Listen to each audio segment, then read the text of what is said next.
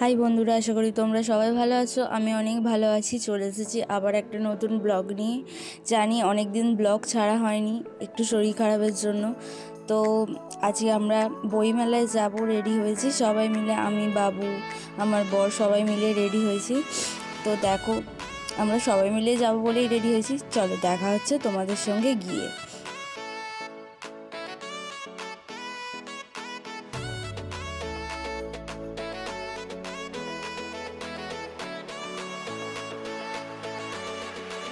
দেখো বন্ধুরা, আমরা সবাই চলে এসেছি বইমেলাতে।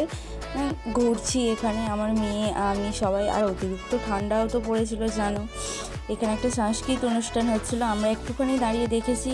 খুব একটা কই ভিড় ছিল না। একটা মেয়ে গান গাইছিল, তোমাদের তো গানটা শোনাতে পারলাম না জানো, কপিরাইটের জন্য। তো এখানে একটা কম্পিটিশান দিয়েছিল, আঁকার কম্পিটিশান বাচ্চাদের। খুব ভালো সুন্দর বিভিন্ন রকম হাতের কাজ, অনেক কিছু ভালো, মানে ভালো ভালো আঁকা, খুব সুন্দর ছিল।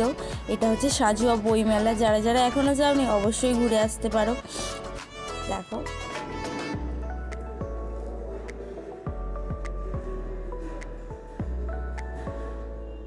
তো এখানে আমার মেয়েকে একটা টিচার হবে এখানে, জানি না, একটা লজেন্স দিচ্ছিল। তো বইমেলাতে বিশাল ভিড় হয়েছিল, আর মেলাটা খুবই বড় ছিল।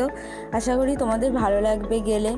তো দেখো, আমরাও দেখছি চারিদিকে। এখানে আমার বর আর মেয়ে দাঁড়িয়ে আছে, ওরাও দেখছে।